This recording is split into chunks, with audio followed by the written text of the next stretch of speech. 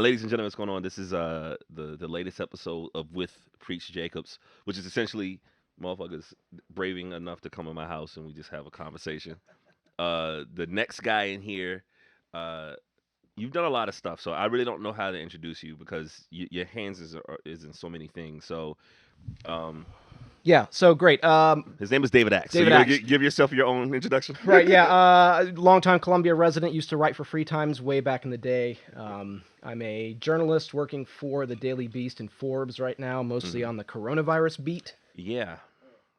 I saw some stuff and I saw your name there, and I was like, "Oh wow!" I was excited to see your name on the Daily Beast, but kind of heartbroken about what the fuck you're Yeah, writing right, about. Yeah. right, plague. And I also write nonfiction books and comic books, and I'm a filmmaker. I've made a bunch of movies locally, including one during the pandemic. All right. Well, let's start there, right? Let's before we talk about the pandemic movie, right? What made you shoot the first one? Because it theoretically, like you're a writer, but what would be the genre you would say the books that you're writing? I mean, not books, but the films that you're doing. Is it more or less like Horror horror? movies or thrillers. I would say early on exploitation films. Yeah. See, I never thought that would be something that you would be into. So where did that come from? Okay, so the whole point of you make a movie because you love making movies, because unless you are extraordinarily talented, which I'm not, or extraordinarily lucky, which I'm not, you're never gonna get to make a movie for profit, right? So you make them because you like movies and you think that making movies might be fun. So that's why I did it. Mhm. Uh, I mean, I have a good day job. I don't have to make a living doing this, thank God, because I couldn't. Fair enough. But it hasn't turned out to be as much fun as I imagined it would be. But but it's fulfilling in other ways. It's a great creative outlet, and it's like going to war. So you sort of struggle home at the end, injured, and all half your friends are dead. And it's satisfying in that way. But anytime your metaphor for something fun includes war, that doesn't sound that great. So my thing would be, all right, what would be the differences between how you romanticize the idea of making a movie at first? Like, what are the biggest like disappointments with making films that you didn't realize was going to be an issue when you started your first one? And what are the greatest rewards from making it? Okay, so let me start with the reward is the process. Okay. It's the same as making any big, complicated, collaborative work of art. I imagine theater's the same way. I imagine producing music is the same way. Pays less. Sure, but For me, at least. right. So you either enjoy the act of creating something from nothing, or you don't. And I don't know how to sell that idea to somebody who's not already into it, Mm. right? So I like seeing something come out of nothing. And a movie is so hard to make because it requires so many different people doing so many jobs that that act of creation somehow seems even more miraculous. But that also means that it's way harder than, and I can't compare it to theater or music because I've never done those things. But I've written books and graphic novels that required artists or editors and required collaboration, and they were a lot easier because you had fewer people, and in a lot of ways the stakes were lower because fewer people could get hurt. Well, I guess that's the other thing that I'm getting to is that for someone that knows you, the idea of your creative process, one of the greatest things about the creative process is control over it, right? The more people you include with it, The less control you have. well, not necessarily just the control aspect that I'm thinking about is that if you're not dealing with the Hollywood budget where you can get Denzel to do a leading role or whatever, there's going to be a difference in how you envision it from the start versus the end product. Like, does that become something that is frustrating at all? Enormously. So you do have to surrender as a super low budget filmmaker. Yeah. And by low budget, I mean we spend less on our movies than a traditional big budget Hollywood picture would spend on orange juice. uh, for Craft services. at craft services. I mean, never mind. No, they spend way more on craft. I just mean Just the juice. just the fruit juice in the craft services. So, and so you have to make a lot of compromises relative to what you think as an immature filmmaker, what you think the process is going to be like. No, it's not, because you have no money. Yeah. And when you have no money, you can't afford equipment, you can't afford locations, and you Yeah. also can't afford to motivate people with money. But that's okay. So that's what I'm getting to, right? Is that essentially when you know money is kind of, I wouldn't say the equalizer, but it solves a lot of problems, right? Where it's basically like essentially if you don't have a huge budget, people are still working the 9 to 5s and they're really donating their time. So like, what's the pitch to get people to say, "Hey, man, we're not going to make you rich with this shit, but here's the labor of love," like to find people that are involved to do it. You know what I mean? Like, Right. Some people enjoy the process. For a lot of people, the people who enjoy the process are crazy people, because the process is horrible. A lot of people are on the crew side are technicians who, like, makeup artist or an effects artist, for whom a movie is an opportunity to improve and show off their craft in a way that a lot of other creative projects don't. They don't really leverage those things. Like, Right. we make monster movies, so we've Yeah. actually Columbia is blessed with a wealth of really talented makeup artists. And aside from Halloween and comics conventions, where else are they going to get an opportunity to make a monster yeah, and fair and enough. have that monster play a part in a story? So I think and I don't mean to speak for these people, but I think for some of the really skilled technicians, making even these tiny little movies is a huge opportunity to show off their craft. So I'm wondering, how many movies do you have under your belt now? Features 5. All right, so from the first year you started your first feature to now, 5 years, 6 years? Well, but I resolved in 2015 to make a movie a year until I'm. All right, so that's what I'm getting to. It's like I remember when Prince got to a point where he just like, I'm not doing Purple Rain anymore. Right now, he didn't keep up with that, because when I saw him in Colombia, at some point, you got to play with the motherfuckers are paying for. But I can understand that concept of like, look, I made Purple Rain in the '80s. It's the 2000s. I'm not that motherfucker anymore. So imagine people consistently wanting you to go back to this old stuff, back to this old stuff. So I say that to say, from film one to now, do you cringe looking at your earlier work? Oh yeah, absolutely, but that's okay. It's okay. Okay. All right. So from the acts from 5 years ago, with your first feature that you're working on by The yourself. Theta Girl. All right. So what are the things that you see now that's totally different? Right. So a lot of things. You have to write a movie for. Well, you shouldn't. I write, for the most part, write my own movies, so I know now to write them for what I can pull off on a production level, right? So you don't write a movie that you We go to outer space. exactly. You don't write a movie that you can't execute. But Okay. 5 years ago, I didn't know that, so I just write whatever. And I still have bad habits, like writing big crowds. It's really hard to assemble a big Can't do that crowd. shit now. No, well, but even pre-pandemic, it's just hard to get 50 people to go hang out in the woods with you for 10 hours, making $5 or whatever it is. I mean, so I've learned to better write movies that I can actually shoot. That's one thing. Also, it's important to understand that movies are by nature collaborative, and it's okay to not do everything, right? So when Chris Bickle and I made Theta Girl, Chris shot it. I think neither Chris nor I anymore would shoot our own movies.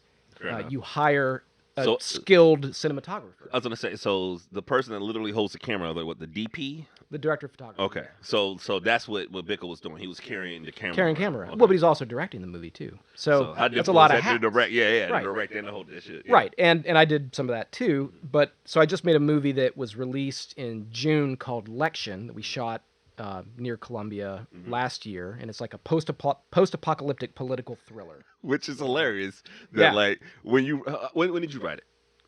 January and February 2019. So within that year, the concept of post-apocalyptic political thriller. Came true. Yes. Yeah. Well, hopefully it's helping sales. So tell us where we can get it. Give us the information. Wherever you stream movies, not like Netflix, but all the other streaming platforms like iTunes, Google Play, Vudu, Microsoft, Okay, PlayStation. I don't know. I mean, all the regular. Just Google. It's LECTION. Lection. You can stream it wherever. And Amazon. On Lection, for example, that it was myself and my producers hired a director of photography, a really good one, Benji or JB Torres Medina. And that division of labor, letting a pro handle cameras and the cameramen, camera women, letting him manage that department freed me up to wear all those other hats, namely to direct the movie, but also to produce it, which just means sort of organizational level stuff, so that I'm not trying to literally do all the major jobs behind the camera all at one time. You need to focus on what your job should be and what you're ostensibly good at.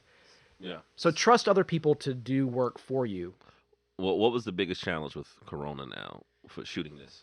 Well, we didn't shoot Lection during Corona. We shot a movie after that. Okay. So we wrapped up Lection after a couple grueling months out in the woods.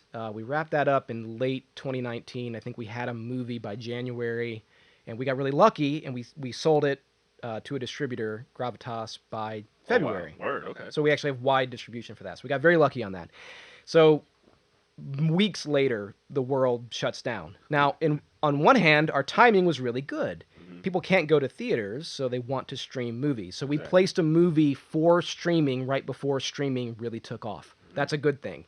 But I'd like to make a movie a year. So in theory, I would move immediately into pre-production on another film. And I did. I had a script. It's like a goofy Beowulf movie with monsters and swords and one horse. And we had it all. We paid for a location. There's this castle out in the woods in Trenton, South Carolina. We rented the castle. We were building sets and props and designing our monsters and building our props and costumes. So we were in pre-production on Beowulf when coronavirus shut down everything, and I had to cancel. I didn't cancel the movie, but I bumped it way back into 2021. Okay. So how am I going to make a movie a year when I can't be around people? We figured it out. Okay, let's hear it. Yeah, so there's a whole genre of movie called found footage movies, like Blair Witch Project. Okay, I was right? about to say, okay. Right, or the what's Paranormal Activity. So it's all stock footage, or what are you saying? So the idea is that the movie, all the shots in the movie are from cameras that characters in the movie are actually handling. Oh, so you just give motherfuckers cameras and let them handle. Right, like in Blair Witch, it's this film crew out in the woods, and they've got their own camera because they're shooting a documentary, and the movie is the footage from the documentary. So if you have a found footage movie that gives you an opportunity to just give a couple actors some cameras, tell them what to do, and they shoot it themselves. So in other words, it's a movie with no crew. So what I did is I started with the idea that I would not be able to be on set, and that there would be, except for maybe a couple shots, or a couple shoots, a couple days, there would be no one on set except one actor at a time, maybe two actors at a time. So I had to write a movie that made that possible. So we wrote a found footage, my co-writer and I, Brad Pettit, we wrote a found footage monster movie set during a quarantine. So a woman is stuck at home, and she's got security cameras, she's got a webcam, she's got her phone, she's got all these all the cameras that we have in our daily lives. She's got those same cameras. So we had to write a movie where she would be shooting her environment and herself, and talking on her phone and video chatting with people, and a monster movie is happening around her. So in other words, she's stuck at home, and there's something in the house with her. Okay. So most of the movie is this one actress, Jennifer Hill, in her own home with cameras we gave her, shooting herself interacting with a monster that's creeping around her house with her. And, you know, it's it's a monster. There is a monster in the house, but we play with the concept: is the monster real? Is this woman crazy? Is she cabin fever? Right. So where's the movie a year thing come from, man? Do you think It's it's just an arbitrary decision because Okay. it's barely possible. barely like this shit sounds insane. It is insane. Don't do it. No, it's horrible. It's a can't. horrible idea. Like- It's a horrible idea. So it's just an. I mean, it's like it's setting any. It's like with setting any goal for yourself. I mean, I set goals when I write things. I say like, okay, I'm going to do 3 pages a day. Mhm. It's an arbitrary goal. It's realistic-ish. Yeah. It's not 100 pages a day. It's 3, and 1 movie a year is theoretically possible, but it forces me to work at a pace where I'm constantly struggling and constantly learning. Well, here's my theory or my question. Do you think that making a movie a year will make the work better? Ha! I mean, because Oh, go ahead. your words was I'm gonna do a movie a year until I'm good at it, or would it just be like, all right, what if I just say I'm gonna do 1 movie and just take a lot more time with it? Do you think that approach might work better, or is it going to be 50-50? What do you think? Right, here's why I think a faster pace works for me. First of all, I don't mind failing. I mean, I know who I am. I'm an enthusiastic and perseverant person who's not super good at any one thing. Yo, that sounds like the greatest thing to put on your profile on these romance sites. Like, Right. I have no problem failing. Yeah. Yeah. But I think that's a great strength. I'm not afraid of failure. I do it all the time. In fact, most of the time I fail. And then all that failure hopefully makes me slightly better at the thing I failed at, and also maybe slightly better at something adjacent to that. And there's no goal of becoming perfect. I get what it is. So in your mind, the faster you're doing it, the less time you have to sit and think about it. No.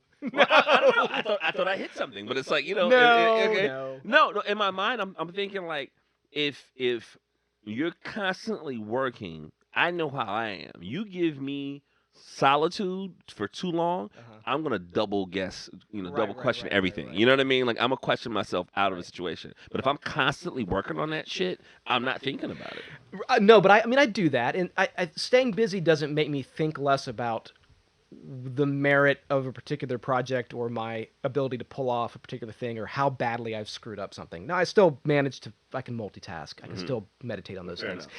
It's the pace accelerates my failure.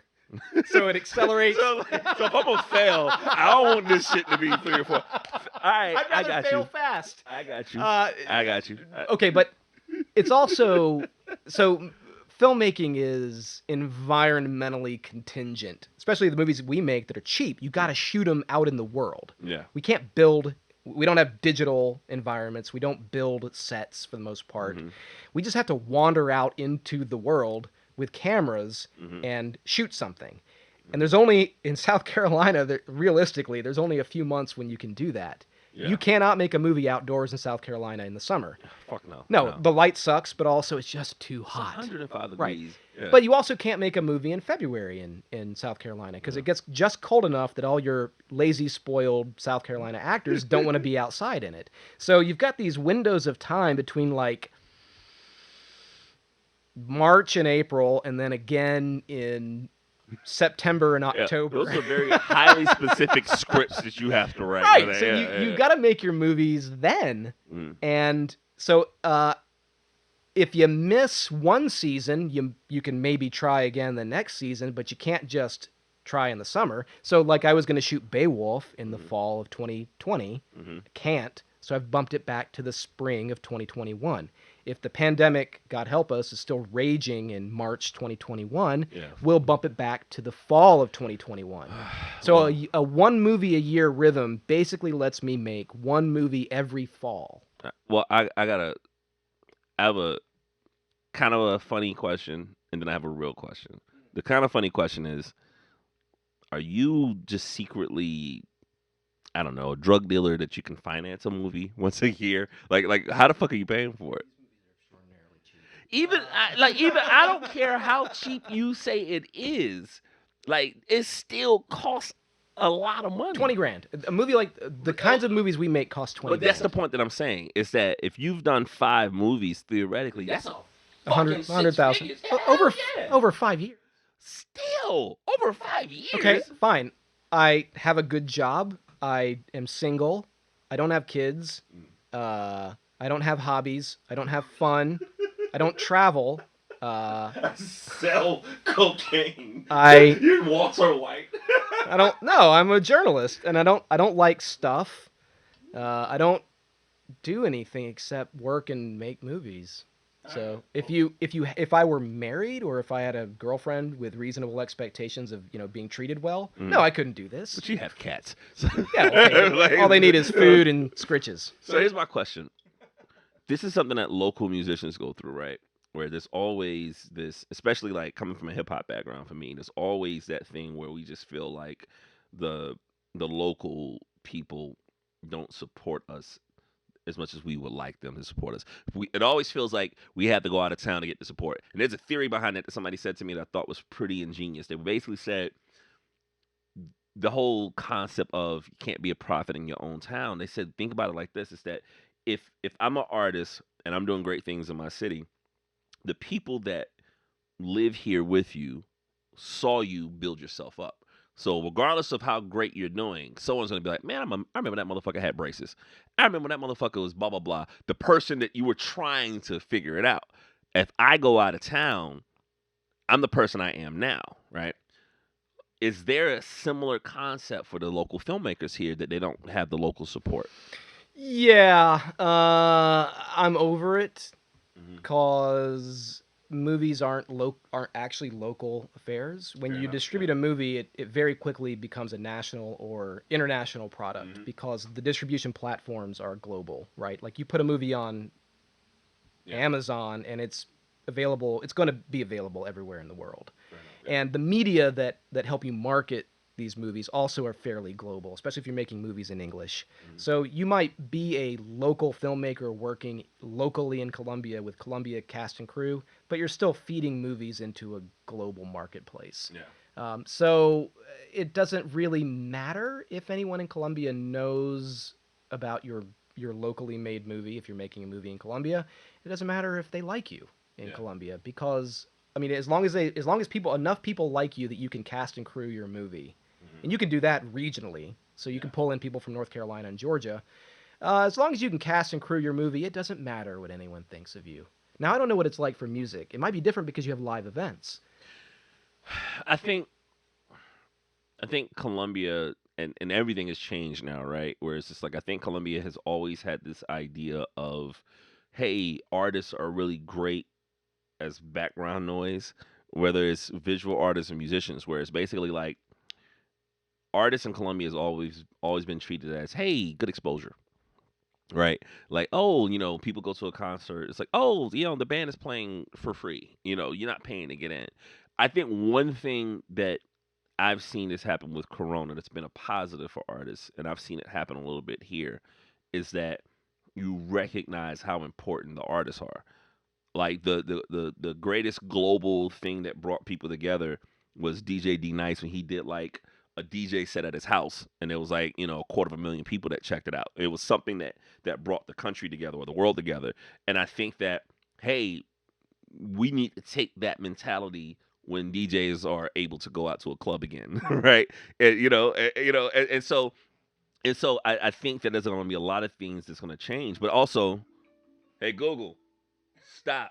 I see your alarm. We've been over 30 minutes, so I don't know if this is going to cut off, but we'll keep going because technically I can just put the audio out. But no, like I feel like you know I'm interested in seeing the struggles that different artists and different, um, disciplines have because a lot of us have a lot of the similar things that we don't think we have. Right? It's like a lot of rock bands go through the same shit. A lot of hip hop artists go through. A lot of visual artists go through the same thing as a lot of hip hop artists go through.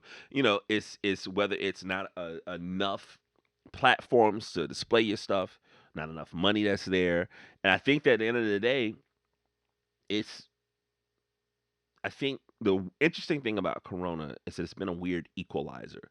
It's like whether you're an independent artist, or if you're a big artist, nobody can do stadiums right now, right? So it's like Rihanna can't do a 50,000 person stadium. She's doing shows at her house with an acoustic guitar just like everybody else. You know what I mean? And so she might have more people kind of chipping in, but I think that I'm interested in seeing the stuff that comes out of Corona that's going to last past Corona creatively. Yeah, it's a little bit trickier with movies because you can only make so many found footage movies. So you need to. You can make small movies with small cast and crew. It's still risky. Big movies are all Well, on that's what I was hold. about to ask. Is it dead? Is all that shit dead? Because For now. I was going to say, the one movie I've been really, really excited about lately was Tenet. Have you seen? Oh my God. And Christopher Nolan kept pushing it back because it's supposed to come out this month, and he pushed it back to August, and now it's like indefinite suspension.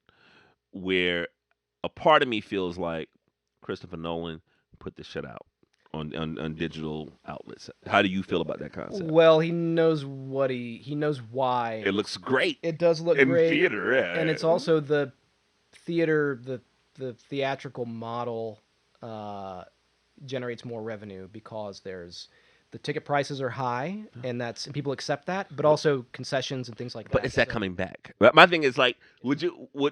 That's the point I'm saying. Like, would he rather just sit on the movie until, let's say, 2023? Well, but realistically, here's the thing, and I don't mean to get too political, but Let's go. the rest of the world is going to lock down coronavirus before we do. Absolutely. So, like in China, they've already reopened theaters, and that's Mm-hmm. a huge theater. That's a huge movie market. Mm-hmm. So, movies are going to start making money in China, just not here. So, I'm just guessing here, but whatever studio is behind Tenet is just going to put it in every other market except the United States. And so it'll be in theaters in Ooh. France, but it just won't be in theaters here. And we might get it late in theaters, and then maybe there's going to be a quick theatrical or a quick streaming option to follow that, or maybe we'll just get it on digital here, but it'll be in theaters everywhere else in the world. Wow. And we're already seeing that sort of happening with other movies. Wow. We're just getting left behind. Yeah. Movies are still being made and exhibited, just not in America. Yeah. And the pandemic will subside and movies will resume. The damage, though, that this has done, I mean, theater chains are going to shut down, production companies are shutting down, actors quit, Yeah. directors go broke. I mean, I have a great friend that's in California right now, and he's usually directing, DPing, and stuff like that. And he's like, I might have to file for unemployment. You know what I mean? Like, I don't. And I've worked my career to do this highly specific thing that I moved to Los Angeles for. You know what I mean? Like, fuck, you're gonna go and start being a construction worker, you know? So there's a lot of that stuff that I don't know how Hollywood is gonna recover. But also I think that there's an opportunity in there somewhere. Like you said about putting the movie out digitally. People at home, man, they're bored to Yep. fucking death. They want to be able to streaming's watch doing something. really well. Yeah. And those of us who want to continue making movies have to figure out how to make movies safely on a much smaller scale. Mhm. So hopefully what emerges from all of this is a reinvigorated marketplace for smaller movies. Okay.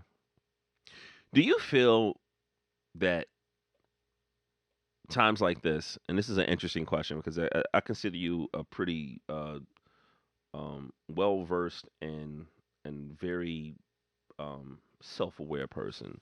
Oh Do my you- God, really? I mean, for the most part, yeah. I mean, you're not wearing a MAGA hat. I mean, Okay. But so, All right. do you ever feel a push or a conscious to say, with some of the movies that I'm writing, do I need to respond to some of the stuff that's going on politically, emotionally, or is it just all escapism that you want to do? No. Oh, no. And we did that with election. Yeah, it's very political, Yeah. and we didn't really design it necessarily to be people of color and their allies versus a white establishment, but it sort of worked out that way in the casting, so that's nice. No, absolutely, yeah. I mean, God, if I would be a lot more successful if I only cared about like gore and boobies. Because 50% of those. I like those things too, but you can cash in quick and easy with a real crappy zombie shark movie or A zombie shark. Oh sure, my god. there's like the decade-long trend of stupid shark movies. There's a Sharks in Space movie now, and people watch that. I watch that stuff, so I get it. But yeah, I mean, I don't know. Anybody with any integrity wants to make a movie that says something about the world around you. Um, I mean, we say it badly, and our opinions are probably terrible, but Mm. you know, yeah, I'm trying to say something. Well, how would you feel if like a studio came to you and they just want to hire you, just pluck you out to do something that you're doing well with your films? It's like, hey, we saw Election, we saw Beowulf. That whenever it's done, um, we want to bring you out to direct this or to whatever, but it'll throw you off your movie a year plan. What would you do? Well, what are they asking me to direct? I mean, And I how don't. much money are they giving Well, me? okay. Because my question would be, if you had to look at everything that you're doing, because like you said, like in doing a movie, there's so many hats. There's a writer, there's a producer, there's a director, there's a DP. Like, what out of that crop of things are you most interested in? Writing, and writing is the easiest. I can do it from anywhere. I mean, it's not easy. The it's the easiest to stay busy because you can always find someone who wants to develop a script with you. You may not get paid for it or paid very much. Sometimes you got to kind of roll the dice and see, but you can always be working on something. So I mean, I've got a production company in LA that I'm represented by, a management company and production company. So I write scripts for them. Whether anything will ever get made, I have no idea.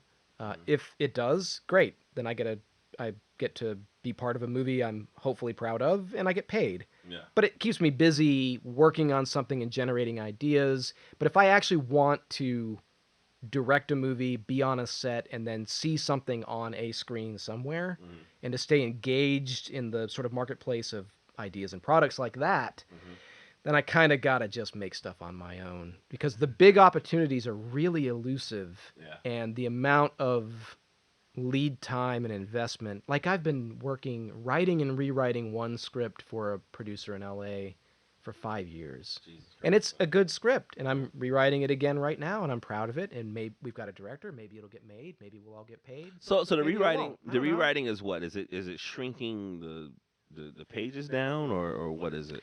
No, it's that since movies are so expensive, Yeah. you have to please a lot Pull of. out those explosions that you got. Well, it's not that. It's that you have to please the people who are paying for it, and you also have to please your producers and your director.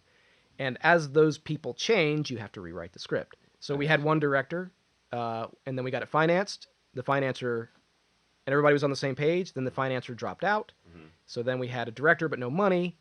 So the director ended up wandering away. So we got a new director, and he had different ideas. So I had to rewrite that to please him. And then, assuming we get financing for his vision, his version of the movie, then we also have to please the financer to whatever extent they want changes. So with every permutation of the movie, the script has to adapt to that team. So I see why you do your own shit because you're like, look, if by the time this one thing is done, I will have a dozen films. Yeah, and those are, but I'm making tiny movies. Like, if 50,000 people eventually see LECTION, I will consider it a smashing success. Or, If 50,000 people saw a mainstream Hollywood movie over the lifetime of that movie, it would be a hilarious failure, right? So, I mean, millions and millions of people need to consume those movies for them to be viable financially or creatively at all. They spend millions of dollars to do it anyway, too. So Right. I don't mind being involved in both. I enjoy making movies, that is, seeing them through to actually being done, and you can hit play and watch the thing. That's a really fulfilling process for me because I get to interact with all the people you need to make the movie. Composers and the camera dudes and actors and the carpenters who build stuff. I love these folks. They're weird, and I like organizing them and yelling at them and firing them and being yelled back at. I like the churn. You're a weird dude. Yeah, I like the churn, and so I want to make the small movies so I can be involved in that level of production. For bigger things where I might get paid on a meaningful level and make a movie that lots of people see, But that takes your heart's not in that. Well, fair enough. Well, no, my heart's in it, Uh-huh. but my expectation is this is not going to happen quickly. So I'm 42. If something catches on soon, like a big script catches on soon, I might have a few years where I can line up a bunch of projects, and I might have a 10-year career as a mainstream screenwriter or whatever, and then that's going to end too. And great, that's not bad. But if I just want to be on set making movies, I got to do it on a small scale, and I got to do it with my own money, and I got to do it locally. There's something that I feel like, and I mentioned this to you before, that I think you should do, is that the idea of being able to make a completed film with little to no budget, trying to figure out what to do, how to make it happen, problem solving on the fly. There needs to be a documentary about you making a movie. If there were, and if lots of people got to see what it's like Hmm. and what I'm like, Hmm. it would probably end my filmmaking career. You sound like Michael Jordan with The Last Dance. Yeah, he's like, people will think I'm an asshole. Yeah, it's because I lose my mind. It's so hard, and I'm so tired. I'm so tired because I work like crazy at my day jobs, and then I go and run around on a set, and actors are monsters. You can't trust them. What? I swear, if you let go and just have a separate crew where you just let them film the shit of you working on the movie, don't interact with them at all, you got an Oscar. Like, I'm Yeah, but telling you. it's gonna be an Oscar. It's gonna be a portrayal of a monster. But you could do like what's the movie called? The Room. You could pretend like, it was all this is all a character. Yeah, sadly, I kind of know what I'm doing, and I am being a monster, but I have to. Like, how else do you hold together a production with 50 people? All right, so we're saying monster. Since you have a conscience, and I think you're a nice guy, but I also know that you probably can be a monster on the set. What's something that you can share that you feel at the time was justified, and you might still feel it's justified? Oh, that's easy. But you look back, and you're like, damn, I was a No, monster. I do this like clockwork. What's up? So by the time I arrive on set Mhm. and people start gathering, my crew, my cast, Mhm. for them it's the start of their workday. Mhm. My workday started 6 months prior when I wrote the script, but for that actual day's shoot, my workday started several days prior when I wrote the shot list for that shoot, when I scouted the location or the set for that shoot, when I met with my department heads and my DP for that shoot, when I prepped for that shoot on that day with whatever equipment and whatever I need. Mhm. And again, I'm still working my day job while doing this and trying to be a normal human being in the world. So by the time I show up on set, I've been working for that day's work. I've been working for days, and I'm exhausted, and I'm angry, and I'm hungry, and I'm not sleeping, and my back hurts because I'm old, right? So I get there, and I'm looking at a 15-hour day. And I know I can't eat. I won't have time. So I'm already hungry. I'm dehydrated. Have a banana in your motherfucking pocket. No time. Don't talk to- No time. to peel the No banana. time. Nope. No time. And I'm also, and because I'm producing and writing and directing these things, I have a fairly big picture view of what it takes to call that day successful and to plug that day into an overall production. All that matters is the schedule. If we can shoot something for every scene that we need to shoot that day, and so that I have something to work with going into editing, then that day is a success.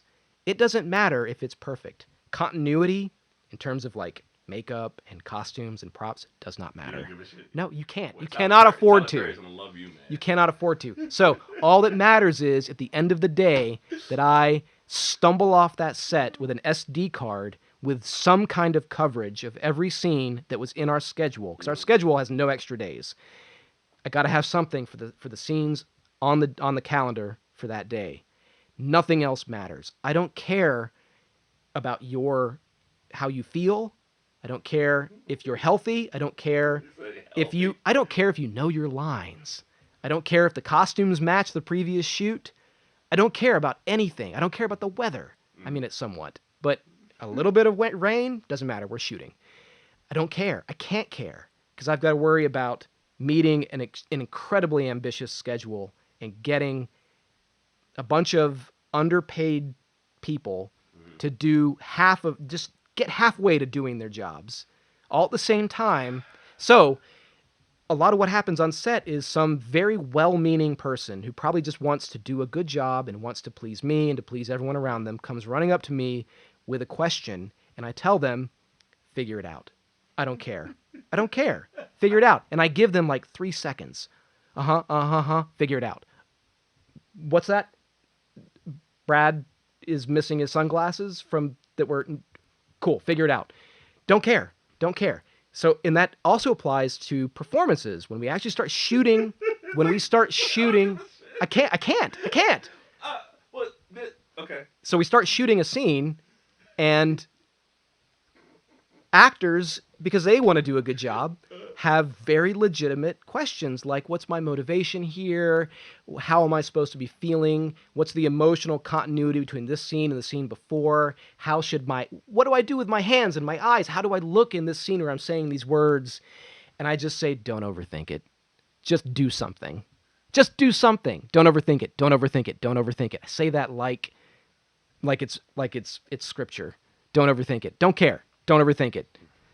And I don't even care if you get the lines right. Get them close. So obviously there's something that I think we can touch on. What's It's that all of this stress that's associated with working on a movie is all self-inflicted. Like, you're creating. Because I could just not do this. Yes, I know. You're creating, or you could make a movie that's like half the schedule. It could be half the schedule. Imagine having more time. So let's close with a metaphor. Okay. Like a really violent rainstorm, like a thunderstorm that's kind of scary, right? And you know that a tree's going to fall down and you're going to get drenched and your cat's being washed down the sidewalk. Do you ever want to just walk out into that? Nah. Yes, sure you do. Come on. Sure. Okay. You ever want to just stroll into the burning building? I mean, if there's someone to save, but No, just for the sake, And I'm not saying that you're going to die in that building. You just want to see it burn, right? You know what? I saw something.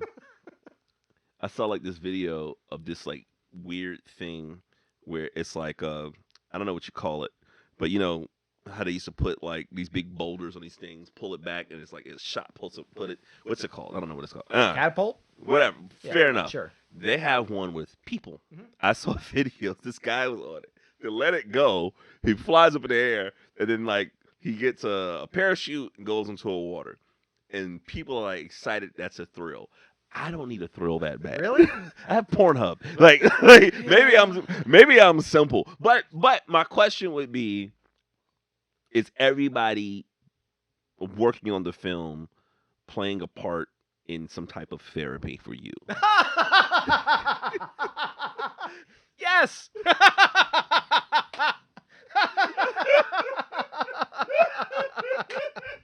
Yes, those poor bastards.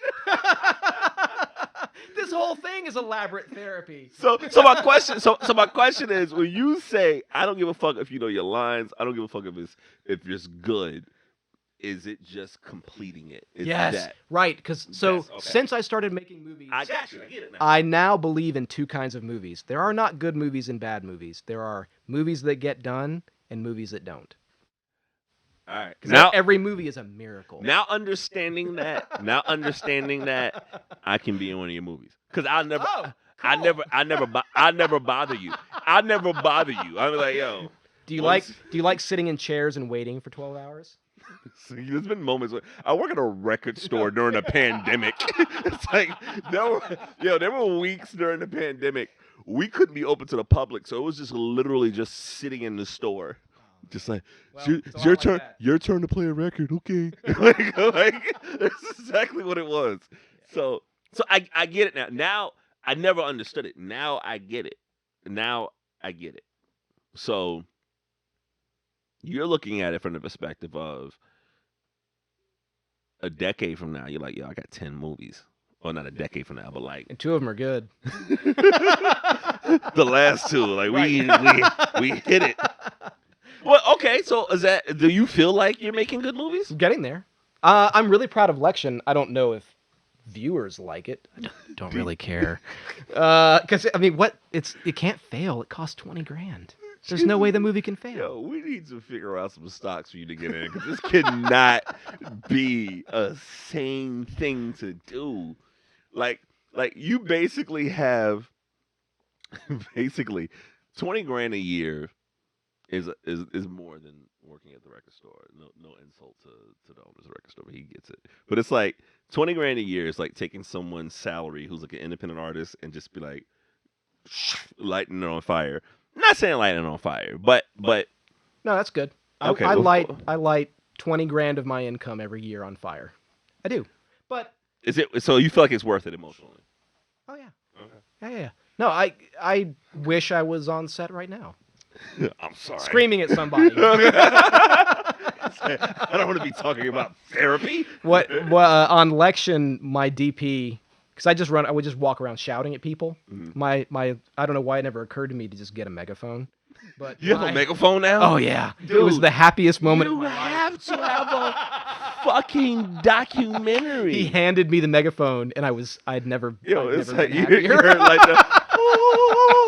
And I just walked, and people would be like right beside me, and I would turn to them, and I would just megaphone into their face.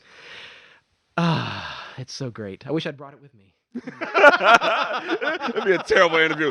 Whoa, bitch. Don't overthink it. All right, so this makes a lot of sense now. Okay, but I still think even if you don't do a documentary about working on the movie, when will you be able to stop and work on a retrospective of stuff that you've done? Would it be 3 more movies from now? Right before I die. But it's Corona, man. It could be sooner than we think. Yeah, I mean, I would love for somebody to tag along and document the process. But not yet. Well, no, but they got to realize what they're in for, which is chaos, confusion, anger, hurt feelings, crying women. What? Tiger King. like the Yeah, guy, but it's also boring. No, It's boring. Because for most people on set, most of the time, they're sitting and waiting. The only people who are running around constantly are the DP and me. Well, we're following you motherfuckers. Like Oh, those okay. are people, that'd be hilarious. I'm taking it out on them then. If they're going to be at my elbow the entire time, I'm blaming it all on them. Everything. Oh, that'd be great. Yeah. Oh my god. So find me a documentary crew who can work for free, who doesn't mind getting yelled at and abused emotionally. I mean, if there's an Oscar at the end of it, I'll just walk around with my. But this with my movie's iPhone. already been made. Okay. American movie, one of my favorite movies of all times. A documentary about a friend of mine, Mark Borchardt, who made, and this, I think it didn't win an Oscar, but it won a bunch of awards. American movie, back in '99. It's a documentary about a guy making a movie with 0 resources, and he's talented, but he's weird. With his friends and relatives and more enthusiasm than good sense. People get hurt. The movie's weird. American movie. The documentary is way better than the movie that the documentary is about.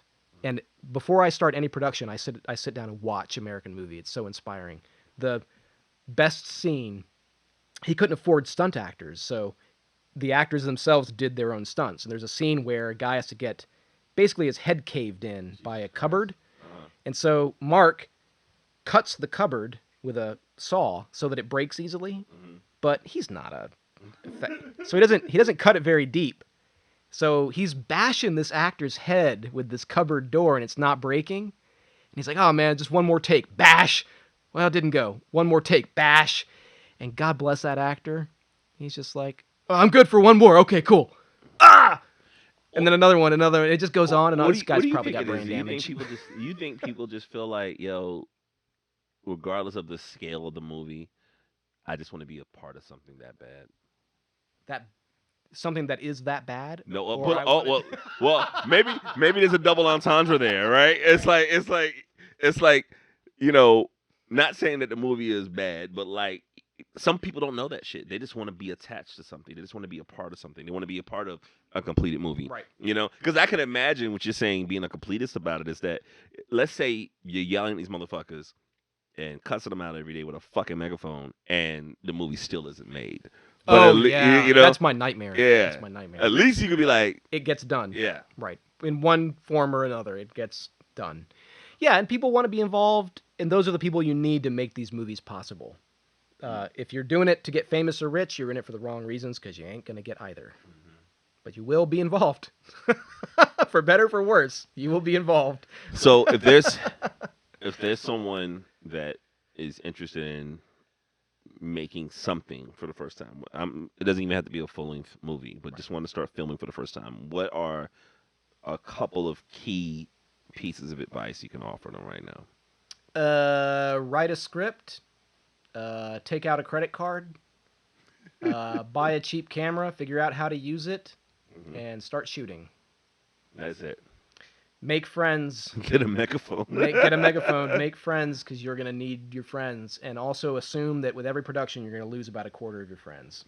So make new ones. Is there any, in the process of working on these movies, the losing your friends part, is there any regrets that you ever have? I within that regret process? everything. I'm not going to stop. All right. I'm not going to stop. No, man, the bodies that I've left in my wake. God damn. Yeah, it's horrible because it's hard. It's hard. It's so hard. And you either understand that it's hard and that people's feelings are going to get hurt, or you don't. And if you don't, I guess you get left behind. Jesus Christ. I'm sorry. It's hard. This is some dark shit, man. No.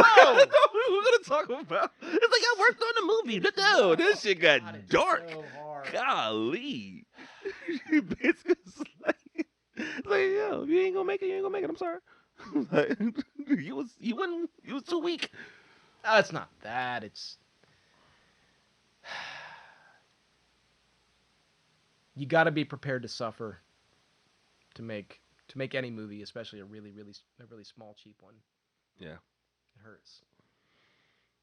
So why go through that pain? Why put yourself through that pain? Because you, like I said, the building's burning, and you just want to see. Is it boredom? No, I'm not bored. Would I be if I weren't making movies? Probably. Well, that's what I'm saying. Yeah, That's what I'm saying. Yeah. It's like you see the burning building, you're like, yeah, that look like a bit of fun. Yeah, no, that you might be onto something there. I mean, because I tell people all the time, I'd rather die of struggle than boredom. You know what I mean? Oh, yeah. So I can understand that. Boredom you know what I mean? terrifies me. Oh, absolutely. Yeah, Absolutely. yeah, and So- terrible things would happen if I were bored. Yeah. So I get it. You know what I mean? And unfortunately, there's times where I'm broke and bored, so I don't know what to do. How many times you gonna whack it today? Right. You know. So it's like, yeah. Debt. I would say incur debt to keep yourself from being bored. oh gosh, I have that.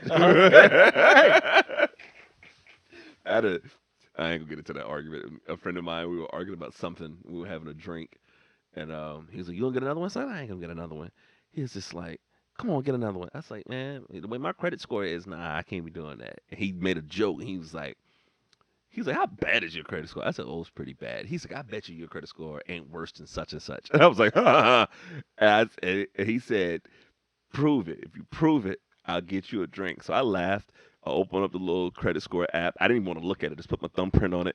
And I just showed it to him. And he looked at it. He looked at me. And he looked at the bartender. He was like, "Yo, 2 more."